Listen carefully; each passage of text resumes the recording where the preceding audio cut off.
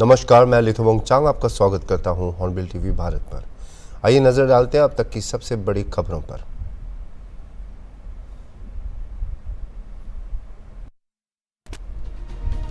लोकसभा चुनाव से ठीक 6 दिन पहले मणिपुर में कुछ समय तक शांति रहने के बाद एक बार फिर हिंसा भड़क उठी।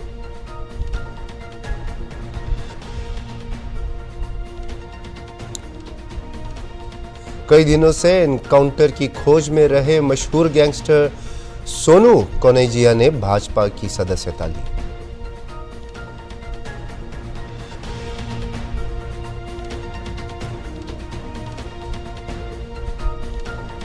कांग्रेस नेताओं द्वारा दिए जा रहे अभद्र बयानों को लेकर बीजेपी नेताओं ने पलटवार किया।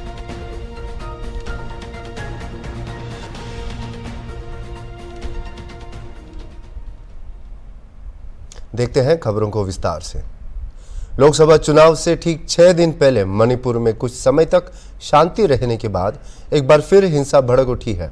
अब तक लगभग 24 साल की उम्र के निंगथौजम जेम्स सिंह नाम के एक व्यक्ति को कथित तौर पर पेनयांग गांव में हुई बंदूक की लड़ाई में चोटें आई हैं। घायल व्यक्ति मणिपुर के थौबल जिले के हेइरोक पार्ट 2 मनिंग लिकाई का बताया जा रहा है। बताया गया है कि मध्य रात्रि से ही गोलीबारी शुरू हो गई थी। ग्रामीणों और प्रत्यक्षदर्शियों ने कहा कि लोकसभा चुनाव की तारीखों की घोषणा के बाद गोलीबारी की यह पहली रिपोर्ट है। आंतरिक मणिपुर निर्वाचन क्षेत्र के लिए 19 तारीख को लोकसभा चुनाव होना है, जबकि बाहरी मणिपुर निर्वाचन क्षेत्र के लिए मतदान 26 अप्रैल को होगा। कानून लागू करने वाले एजेंसियों की तमाम कोशिशों के बावजूद राज्य में हिंसा की खबरें आई हैं। यह देखना बाकी है कि सुरक्षा एजेंसियां ताजा घटनाक्रम पर कितनी जल्दी प्रतिक्रिया देती है।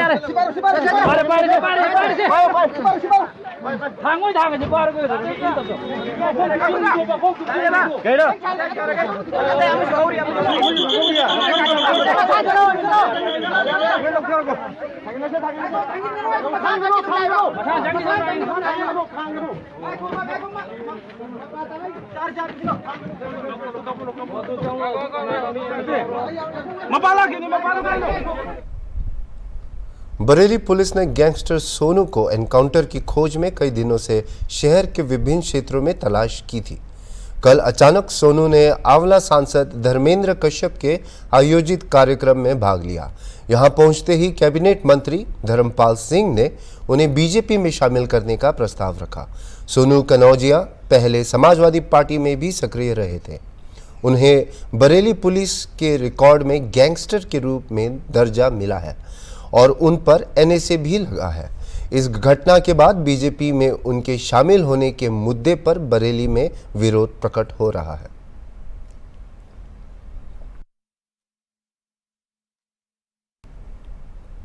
लोकसभा चुनाव के पहले चरण का चुनाव ज्यों-ज्यों नजदीक आता जा रहा है, त्यों-त्यों राजनीतिक दलों के नेतागण अपने बयानों में से माहौल में गर्मागर्मी बढ़ा रहे हैं। पर देखने में आ रहा है कि कई बार यह बयानबाजी मर्यादा के पार भी चली जा रही है। पिछले दिनों कांग्रेस के वरिष्ठ नेता चरणदास महंत ने पीएम मोदी को लेकर अमर्यादित बयान दिया था, जिस पर पूरे देश में जमकर चर्चा हो रही है। कांग्रेस के नेताओं द्वारा दिए जा रहे अमर्यादित बयानों को लेकर भाजपा के वरिष्ठ नेता और भाजपा अनुसूचित जनजाति मोर्चा के राष्ट्रीय कार्य समिति के सदस्य श्रीकांत सोमावार ने पत्रकार वार्ता के माध्यम से अपनी चिंता प्रकट की। ऐसा लग रहा है कि कांग्रेस किसी बाहरी शक्तियों के इशारे पे काम कर रही है और चल रही है। उनके नेताओं द्वारा जो भी बयान दिया जा रहा है वह भारतीय जनता पार्टी के ऊपर, भारतीय जनता पार्टी के महानायक और देश के यशस्वी प्रधानमंत्री नरेंद्र मोदी के खिलाफ हो रहा है। अभी वर्तमान में बस्तर के प्रत्याशी और कांग्रेस के पूर्व मंत्री विधायक कवासी लखमा ने कहा कि कवासी जीतेगा और मोदी मरेगा। ऐसे बयान देना क्या आपको लगता है कि एक साफ सुथरी छवि का आदमी दे सकता है? उसके पूर्व गवर्नर स्पीकर वर्तमान में विपक्ष के नेता चरणदास महंत ने राजनांदगांव में वहाँ के कांग्रेस के प्रत्याशी पूर्व मुख्यमंत्री कांग्रेस के भूपेश बघेल के नामांकन के समय उनकी रैली में अपना भाषण में कहा कि हमें ऐसा सांसद चाहिए जो मोदी के मुंह में लाठी से मारे। ये सब बातें किस ओर ले जा रही है? यह ऐसा पूरा प्रतीत होता है कि ये इनकी छोटी सब्जी साजिश है और ये मोदी जी को कहीं ना कहीं नुकसान पहुंचाने की इनकी नीयत है। चाहे आप शिव डहरिया का बयान देख लो, हमेशा मोदी जी को गाली गलौज करते रहते हैं। इसके पूर्व पंजाब की घटना को देख लो। पंजाब में जब मोदी जी अपने कार्यक्रम में गए थे तो उनको 30-32 किलोमीटर बाई रोड जाना पड़ा, तो एक ओवरब्रिज में उनको रोक दिया गया उनकी गाड़ी को और वहाँ पे खालिस्तान जिंदाबाद के नारे लग रहे थे। तो ये सब इसी ओर इंगित कर रही है कि कांग्रेस जो है किसी गहरी साजिश के तहत और किसी के इशारों पे काम कर रही है। शिव डहरिया बोलता है कि मोदी को यदि परेशान करना है तो उसे चीन भेज दो। वो कौन होता है मोदी जी को चीन भेजने वाला? खुद चीन के इशारे। महिलाओं ने कोरबा लोकसभा से सरोज पांडे को सर्वाधिक वोटों से जिताने का संकल्प लिया।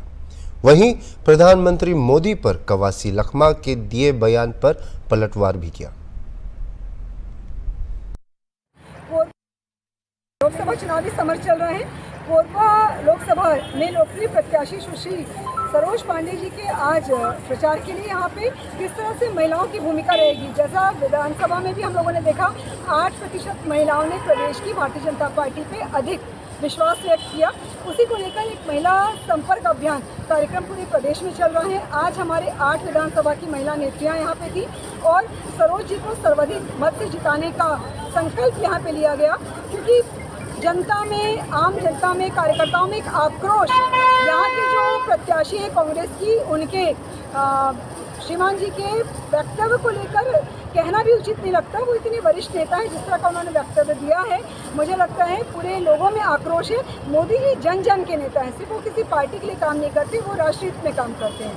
तो एक मति भ्रष्ट देखने को मिल रही है यहाँ पे, उसका जो धूल चटाने का संकल्प आज बहनों ने यहाँ पे कमान अपने हाथ में लेकर फील्ड में संकल्प के साथ में कि ये शक्ति का पर्व चल रहा है, नवरात्र, और ऐसे में सरोज दीदी को यहाँ से सांसद के रूप में दिल्ली भेजने का संकल्प लेकर महिलाओं ने काम करने का आज यहाँ शुभारंभ किया। अभी जो अनर्गल बातें और कई प्रकार की बातें की जा रही है नेताओं द्वारा, वो उसको आप क्या समझते हैं?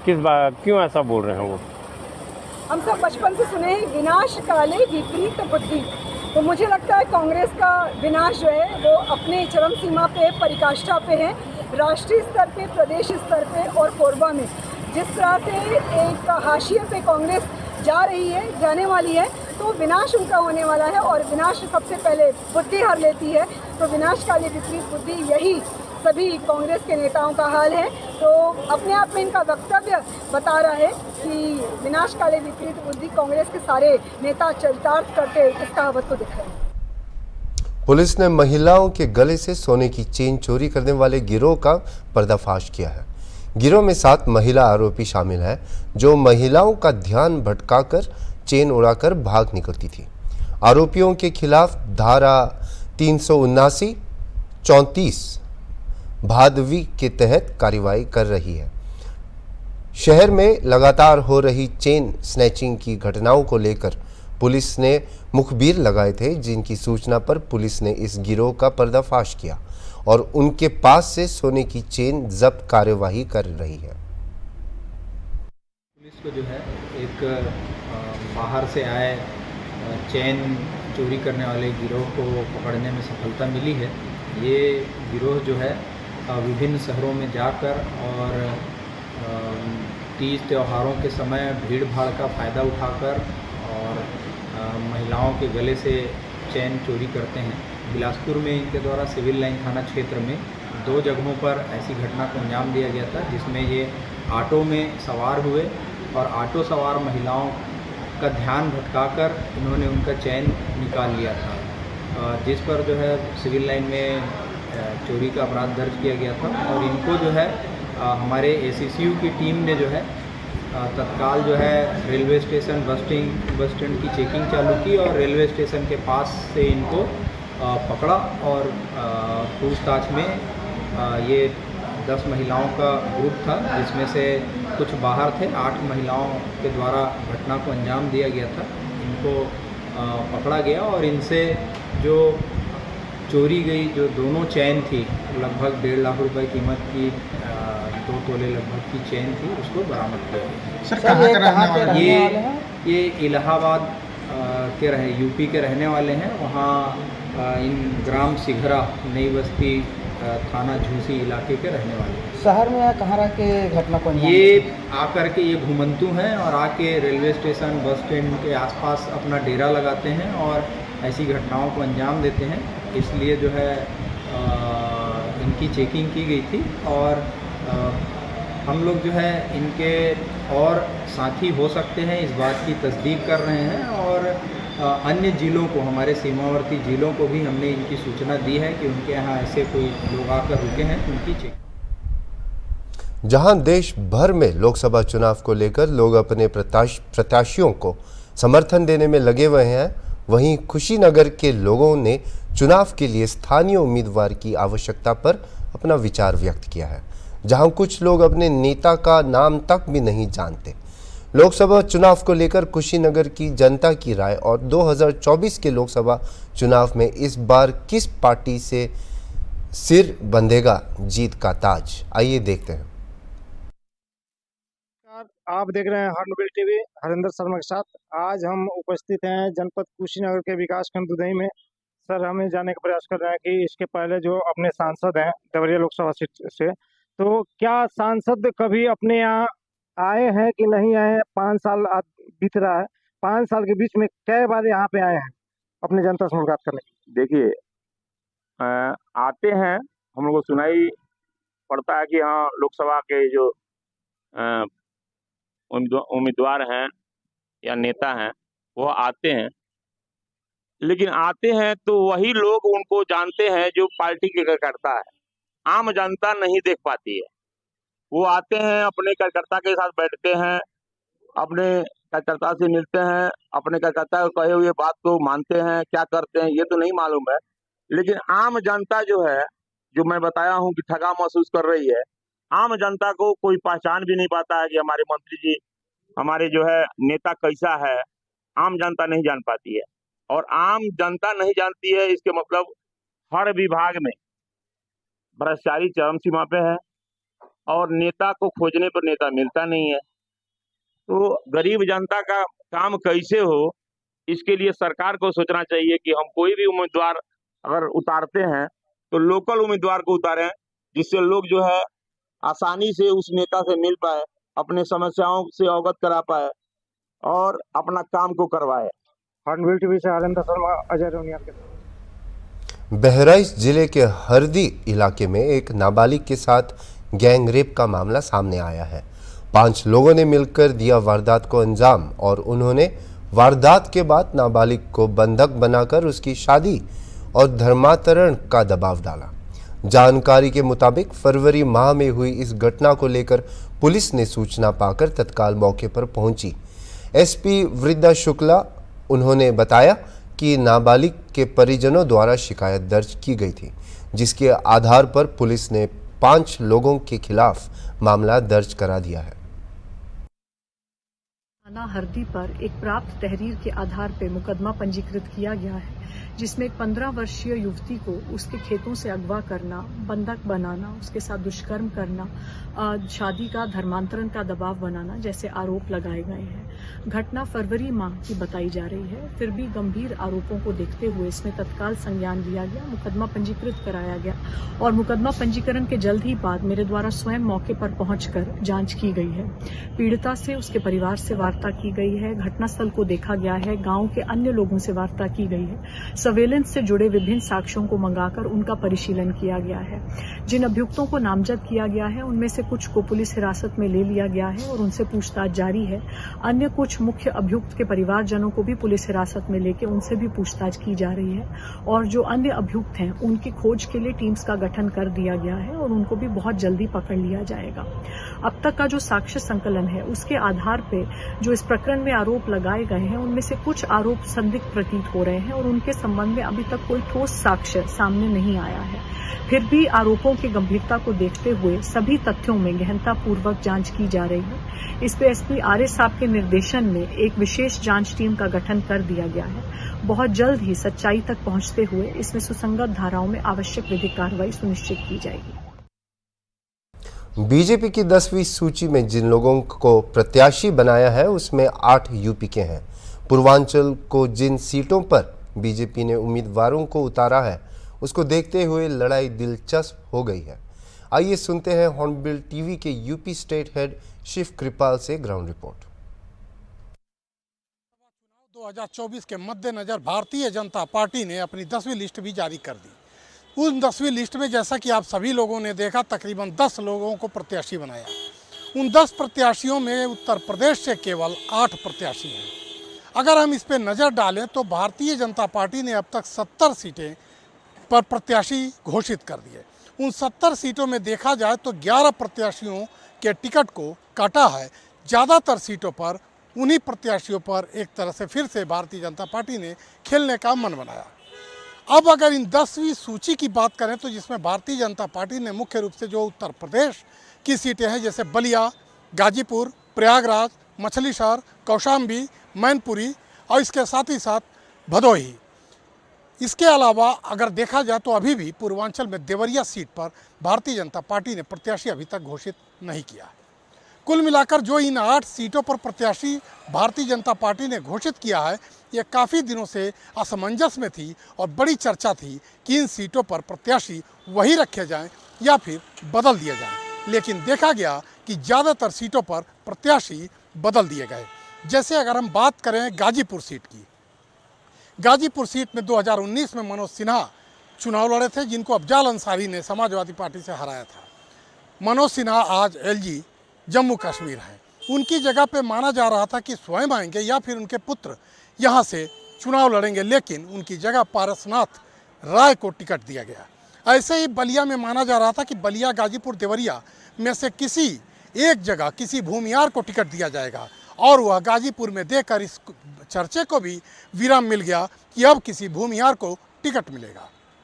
चूँकि बलिया और गाजीपुर, देवरिया में भूमियारों की संख्या ज़्यादा है तो ऐसे में किसी एक को देना ही था, जिसमें गाजीपुर देकर इस चर्चा पे विराम लगा दिया भारतीय जनता पार्टी ने। माना जा रहा था कि गाजीपुर या बलिया में से किसी एक जगह पे क्षत्रिय वर्ग से कोई सीट पर खड़ा किया जाएगा, किसी को प्रत्याशी बनाया जाएगा और चर्चा भी था कि नीरज शेखर को हो सकता है बलिया से भारतीय जनता पार्टी प्रत्याशी बनाए, जो स्वर्गीय प्रधानमंत्री, भारत के प्रधानमंत्री स्वर्गीय चंद्रशेखर के पुत्र हैं।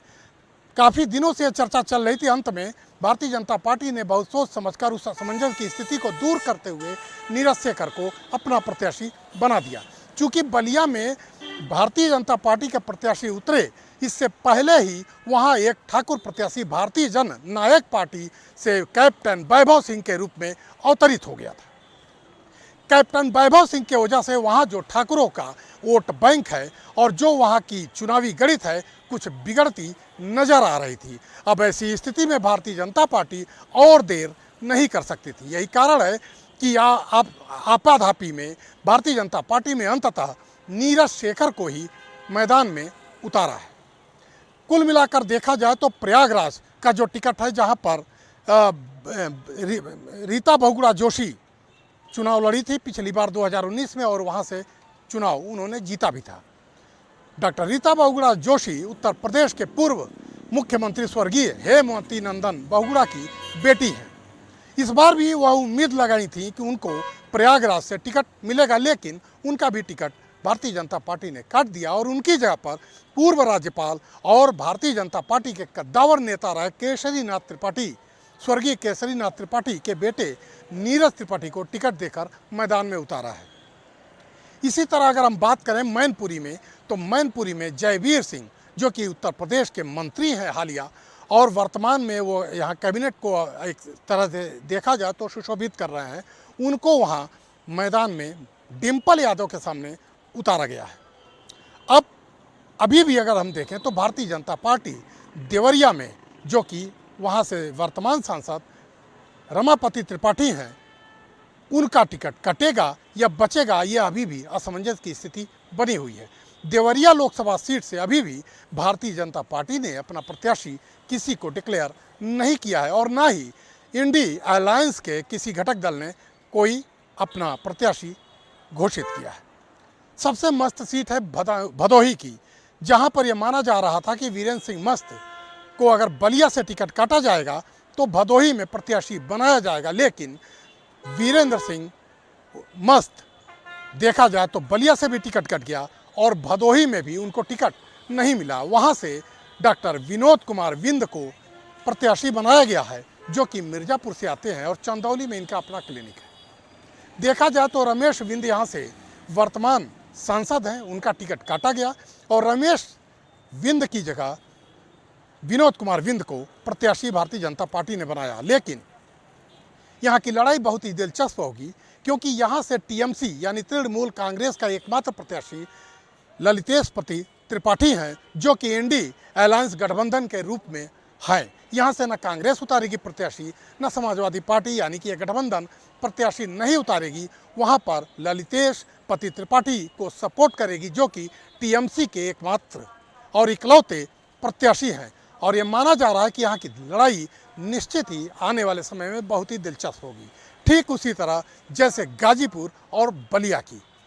अब आने वाले समय में देखा जाए कि अगली जो 11वीं सूची आएगी, उसमें देवरिया लोकसभा सीट से भारतीय जनता पार्टी प्रत्याशी किसको बनाती है। कुल मिलाकर अगर देखा जाए तो जो 10वीं सूची में प्रत्याशियों की सूची आई है, उसमें भारतीय जनता पार्टी ने जिस तरह से टिकट काटा है, यानी कि 70 में से 11 लोगों का अगर टिकट कटा है, जिसमें देखा जाए तो इस 10वीं सूची में सबसे ज़्यादा टिकट भारतीय जनता पार्टी ने काटा है। और निश्चित रूप से यह सारी सीटें भारतीय जनता पार्टी के सामने बड़ी चुनौती वाली सीटें हैं। आने वाले समय में निश्चित रूप से यहाँ से भारतीय जनता पार्टी को बड़ी चुनौती मिलने वाली है। यह अलग बात है कि हर जगह भारतीय जनता पार्टी ने अपने विकास के साथ साथ अपने विकास के नारों और उसके भयमुक्त समाज, भ्रष्टाचार की लड़ाई के साथ साथ अपनी एक तरह से देखा जाए तो जातीय समीकरण को भी कस के पकड़े रखा है। उसको भी साधते हुए देखा जाए तो प्रयागराज में जैसा कि रीता बहुगुणा जोशी एक ब्राह्मण प्रत्याशी थी, उनकी जगह पर एक ब्राह्मण प्रत्याशी ही उतारा गया है, जो नीरज त्रिपाठी के रूप में है। अब कुल मिलाकर जो इन 8 सीटों पर प्रत्याशी भारतीय जनता पार्टी ने उतारे हैं, यहाँ की लड़ाई आने वाले समय में बहुत ही दिलचस्प होगी और भारतीय जनता पार्टी यहाँ पर कैसे अपना कितना खूंटा मजबूत कर पाएगी और अपना झंडा कैसे बुलंद रख पाएगी, यह चुनाव के साथ चुनावी परिणाम बताएंगे। कैमरामैन विजय के साथ Shiv Kripal Mishra, state head, Hornbill TV, Lucknow. अभी तक के लिए इतना ही और खबरों के लिए देखते रहिए हॉर्नबिल टीवी।